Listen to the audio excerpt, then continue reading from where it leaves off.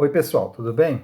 Quero conversar com vocês a respeito de uma coisa que se chama história oficial. O que seria a história oficial? O que seria a história não oficial? O que seria uma história direcionada? Uma história real ou fantasiosa? Enfim, como a história é escrita e para quê? Qual o objetivo dela naquele momento? Para isso, eu quero trabalhar com vocês uma figura. A figura do alferes Joaquim José da Silva Xavier, o tão conhecido Tiradentes. Todos nós sabemos que Tiradentes morreu enforcado. Tem uma teoria aí de que morreu outra pessoa no lugar e que ele foi exilado para a França ou para Portugal, enfim, mas isso não há muita consistência. Mas é uma coisa a ser estudada e eu confesso que eu vou estudar mais isso. O que acontece? A figura de Tiradentes foi trabalhada aí após a República, o advento da República, que os militares precisavam de um mártir, precisava de alguém para colocar como figura histórica e acharam nesta figura Tiradentes. Quero observar o seguinte: eles encontraram uma figura que favorecia o interesse deles naquele momento. Primeiro, essa figura existiu.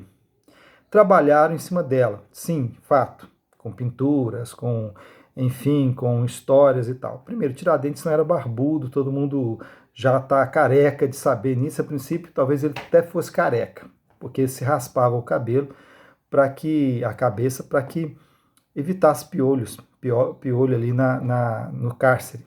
Mas o que eu quero dizer é o seguinte: a figura de fazer de Tiradentes um bode expiatório faz com que as outras punições que a coroa impôs aos outros inconfidentes parece pequena. Morte, perto de uma prisão perpétua, parece pequena. Quer dizer para vocês que nada disso foi pequeno. Você imagina ver todos os seus bens confiscados, todos, confiscado inclusive da sua descendência. Você ser declarado infame, sair do seu país para ir para um país desconhecido, muitas vezes de língua que você não conseguia nem falar, entendeu? Isso não é pequeno, entendeu? Não é pequeno. Alguns que morreram na cadeia, inclusive Tiradentes morreu enforcado, mas como que era a pena? A pena era o seguinte: se você voltar para o Brasil, você será enforcado. Cara, a pessoa deixava tudo, esposa, filhos e os bens que seriam dos filhos. Isso não é pequeno. Então, isso nos parece que Tiradentes foi usado para favorecer os inconfidentes. Não, Tiradentes não foi usado para favorecer os inconfidentes. Tiradentes também foi usado. E detalhe, eles foram condenados à forca. Porém, depois foi mudado a sentença. Tiradentes morreu enforcado, e aí a historiografia vem nos dizendo que, atualmente, que ele morreu enforcado porque era o mais pobre, porque ele, enfim, ele foi pego como bode expiatório. Detalhe, Tiradentes nunca foi o mais pobre. Ele era pobre, de fato. Mas, a princípio, só por você ter escravo naquele momento, você não poderia ser tão pobre. E detalhe, ele tinha um relacionamento com pessoa da alta burguesia, não se dava o nome de burguesia na época, né? Da alta sociedade de Minas Gerais e também do Rio de Janeiro. Tiradentes tentava estudar francês, inglês, ele nunca foi à escola, entendeu? Mas ele buscava conhecimento. Então, dizer que Tiradentes morreu como bode expiatório para salvar um ou outro, isso é facilmente contestado quando você vê os autos da devassa. Eu não sei por que se coloca isso, não sei qual o motivo de dizer que coloca-se uma pessoa que morreu enforcado como alguém que morreu porque era pobre. Não, não é bem assim. Ele morreu porque ele assumiu para si toda a liderança. E, com isso, ele confessou. Os outros ficavam desviando. Ele confessou, sim.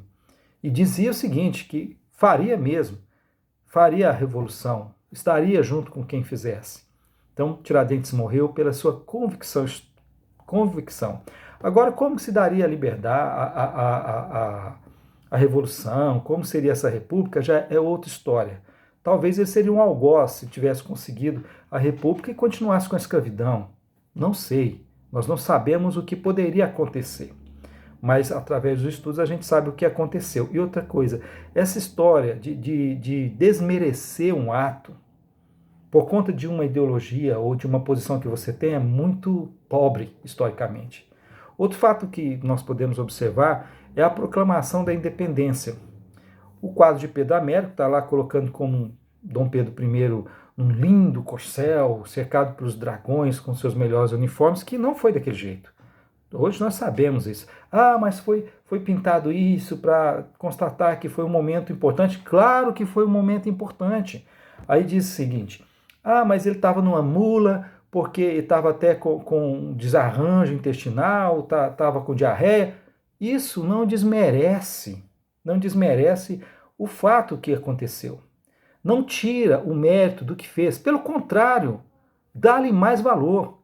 Coloca essas pessoas no patamar comum. Herói é aquele que num dado momento fez alguma coisa. Ele é totalmente normal, igual eu e você. Entendeu? Só que aí as pessoas colocam, tentaram fazer do herói. Não, o ato que ele fez com que ele venha a se tornar um herói, um mito, enfim, uma referência. Isso não lhe tira a humanidade. É isso que a gente precisa entender. A história é feita por pessoas, não por mitos, não por ícones. São pessoas. Eu e você, todos nós fazemos história. Quem registra a história, registra com um fim determinado, ou registrar só um fato, ou muitas vezes romancear aquilo. O que pode deixar um pouco chateado a história é esse fato de historiador querer fazer daquele momento romance, ou o escritor de romance fazer do fato histórico banal. Não é. O fato de Dom Pedro I ter tido uma diarreia, estar numa mula, em caminhos tortuosos, difíceis, que teria que ser com a mula, não faz do ato menor. Eu, no meu entendimento, no meu pobre entendimento, pelo contrário, faz com que isso seja um ato mais digno, porque aproxima um príncipe a nós. No caso de Tiradentes, aproxima, sim, um homem corajoso a nós. Fica aí o comentário de Roberto Mota, e para a gente pensar um pouco, refletir do que é história. Vamos viver a história. Vamos interpretar a história. Não apenas ler a história. Conhecer a história, viver a história, vai te fazer muito bem.